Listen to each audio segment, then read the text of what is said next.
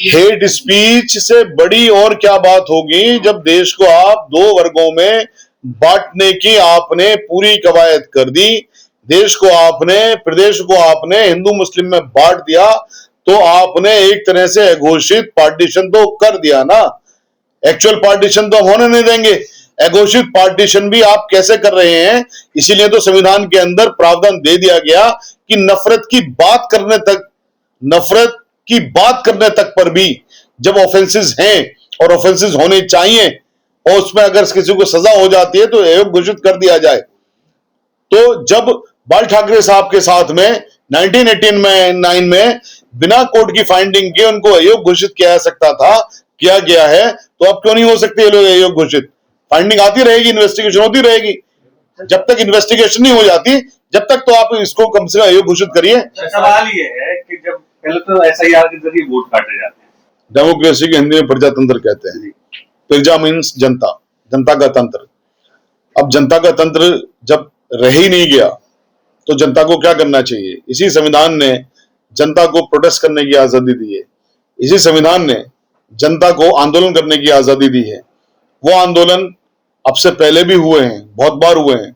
अब जनता को सड़कों पर आकर के आंदोलन करने की जरूरत है। अब जनता को जिस तरह के आंदोलन हमारे महापुरुषों ने किए, महात्मा गांधी जी ने किए, जवाहरलाल नेहरू साहब ने किए, लोकमान्य तिलक जी ने किए, बाल गंगाधर तिलक जी ने किए, सरदार पटेल साहब ने किए, राम मनोहर लोहिया साहब ने किए, माननीय कांशीराम जी ने किए, बहुत सारे लीडर्स ने किए। तमाम शांतिपूर्ण आंदोलन जब तक जनता नहीं करेगी, जब तक ये सब लोग कंप्रोमाइज रहेंगे। बार-बार जनता के लिए बोल रहे हैं कि जनता सड़कों पर है, जनता तो उनके साथ है सर।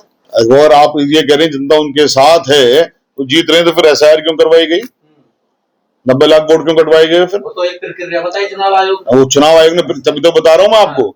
चुनाव आयोग किसका है, चुनाव आयोग किसके लिए काम कर रहा है। चुनाव आयोग अगर स्वतंत्र है तो ऑनरेबल सुप्रीम कोर्ट ने तो व्यवस्था दी थी कि चुनाव आयोग का अपॉइंटमेंट कैसे हो। एक ऑनरेबल सुप्रीम कोर्ट के चीफ जस्टिस साहब भी उसके अंदर रखे जाएंगे पैनल में। उन्होंने उस कानून को फौरन बदल दिया, अपनी मर्जी के लोग रखे, चुनाव आयोग को कंप्रोमाइज कर लिया। लेकिन आरोप ये लगाया जा रहा है TMC के और लोगों की तरफ से। देखिए उनके इल्जाम जो भी कुछ लगाने वाले हैं वो अपने अपने इल्जामात हैं, उन सबके इल्जामात की हम बात नहीं कर रहे। काम किया है बीजेपी को जिताने के लिए, कोई खुश भी हो रहा है। नहीं, कांग्रेस ने कभी कोई बी टीम का काम नहीं किया। कांग्रेस ने लोगों की लड़ाई को हमेशा लड़ा है, मजबूती के साथ लड़ा है। अकेले देश के अंदर राहुल गांधी जी हैं जिन्होंने यात्राएं भी की हैं, दिल्ली में भी जिन्होंने यात्राएं भी की हैं, लड़ाइयां भी लड़ी हैं सब लोगों के लिए।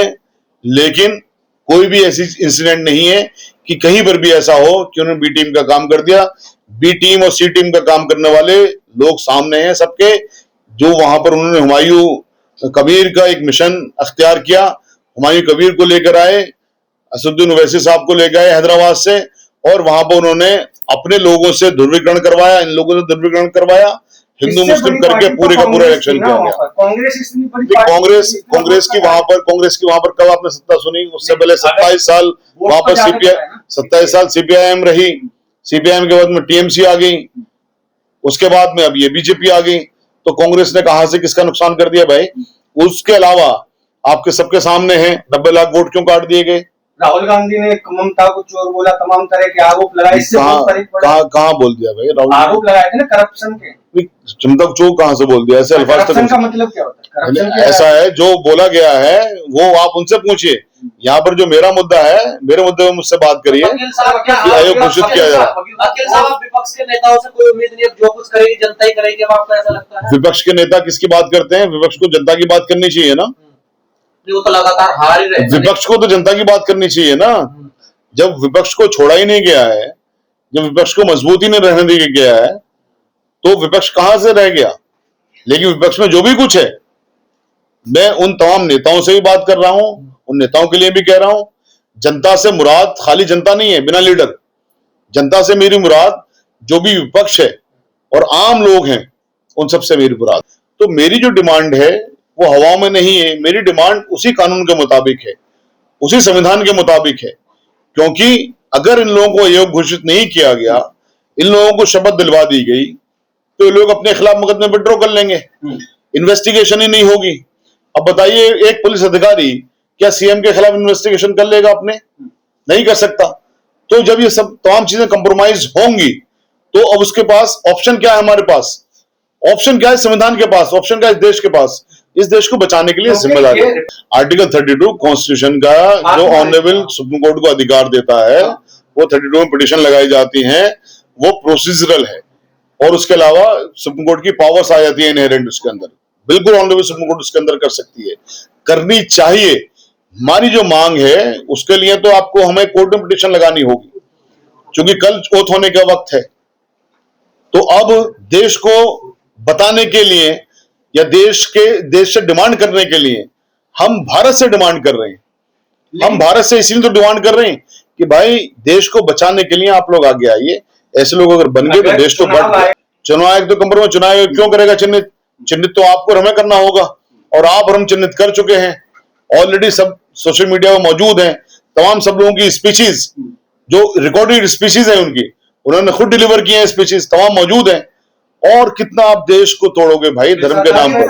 100%। ममता बनर्जी सीएम पद से इस्तीफा देने से इनकार कर रही है। ममता बनर्जी सीएम पद से इस्तीफा दे ना दे, गवर्नर की पावर है कि वो डिसॉल्व कर दे असेंबली को, वो कोई इतनी बड़ी चीज नहीं है। लेकिन सर 100 सीटों पे जो लूट की बात कही जा रही है, क्या ये हार का कारण यही है या कोई और भी कारण है जिसकी वजह से आप हेट हिस्ट्री जो बता रहे हैं? या देखिए, हार का कारण तो बहुत सारे हार के कारण हो जाएंगे। हमारा जो मुद्दा है, हमारा मुद्दा ये है, अगर कोई ये कहते कि साहब हेट स्पीसीज नहीं दी गई है तो मुझे बताइए। कोई अगर ये कहते कि साहब देश को तोड़ने के लिए स्पीसीज नहीं दी गई है, क्या देश को 2 धर्मों में नहीं बांट के रख दिया गया है? क्या इस तरह के स्पीसीज स्टेटमेंट नहीं आए हैं कि साहब जो जैसे दूसरी पॉलिटिकल पार्टी 28 से 38 सीट जीती कि साहब खाली मुसलमानों के वोटों से लोग जीते हैं, यानी कि रेस्ट ऑफ द हिंदूज ने भारतीय जनता पार्टी को वोट दिया। तो वोट देना सबका अधिकार है, लेकिन आप धर्म के आधार पर इस तरह ध्रुवीकरण करेंगे कि जो लोगों ने भारतीय जनता पार्टी को वोट नहीं दिया वो सारे मुसलमान हैं, जिन लोगों ने दूसरों को वोट दिया वो सारे हिंदू हैं। तो ऐसे तो पूरा देश बढ़ गया ना। इसी तरह से पूरा देश बढ़ गया, और जब देश बढ़ गया तो एक पार्टीशन 1947 में हुआ था, आपने इसको घोषित पार्टीशन तो कर दिया ना। तो ऐसे पार्टीशन करने वाले लोगों को आप उनको इनाम देंगे, सीएम बनाएंगे, आप ऐसे लोगों को एमएलए बनाएंगे? ऐसे लोगों की तो जगह जेल होनी चाहिए। आप पार्टीशन चाहे एक्चुअल करें या घोषित करें, पार्टीशन देश के लिए घातक है। सर आप लोगों के पास सबूत हैं, सब कुछ है, तो फिर कार्रवाई क्यों नहीं हो रही आपकी? कार्रवाई चूंकि तमाम मशीनरी इंस्टीट्यूशंस कंप्रोमाइज्ड हैं, तभी तो हमें प्रेस कॉन्फ्रेंस करनी पड़ रही है, तभी तो लोगों से आग्रह करना पड़ रहा है, तभी तो पूरे पॉलिटिकल लोगों से आग्रह भी करना पड़ रहा है। न्यायपालिका से कोई उम्मीद है? हमें न्यायपालिका से भी उम्मीद है, सारी इंस्टीट्यूशन से उम्मीद है, अगर वो सही से काम करें तो। जब सही से काम नहीं करेंगे, कंप्रोमाइज्ड हैं, तो फिर उम्मीद किससे करेंगे हम? तो इसलिए इसमें से ये वंचित समाज के खिलाफ नहीं है, ये मुसलमानों के खिलाफ सांप्रदायिक मानस की बात नहीं है, ये अपने समाज का कोड है इस तरह का सोच। और हमको पूरे समाज के तौर पे, एक इकाई के तौर पे इस कोड से निपटना है कि हमारे समाज में वंचित समाज के लिए, गैर वंचित समाज के लोगों ने, मुसलमानों के लिए गैर मुसलमानों ने किस तरह से ऐसे काम किए जिससे पूरे समाज में समाज की एकता प्रदर्शित होती हो, जाहिर होती हो, और पूरा समाज उसको मिलकर इन कमियों के खिलाफ लड़ने का एक पुख्ता इरादा बनाए। विभाजन से बड़ी ट्रेजेडी तो मॉडर्न इंडिया में नहीं हुई, लेकिन उसके बारे में, पार्टीशन के बारे में जो लोग अब स्टडी कर रहे हैं, उन्होंने पाया है कि जिन्होंने एक दूसरे मजहब के लोगों को बचाया, वैसी संख्या ज्यादा लोगों की है। तो इसलिए उस पे हम काम नहीं करते, जो ज्यादा ट्रेजिक बात है उस पे काम करना जरूरी है। सादत हसन मंटो के बाद भी लोगों ने उस पे काम किया है, जो अच्छी बात है, लेकिन उसका जो उजला पक्ष है, हमारे की सियासत के आज की जो ताकतवर ताकत है, जो रूलिंग ताकत है, वो तो नकारात्मक चीजें ही पार्टीशन से पहले एक दिन 14 अगस्त को आपको ध्यान होगा उन्होंने मनाना शुरू किया है।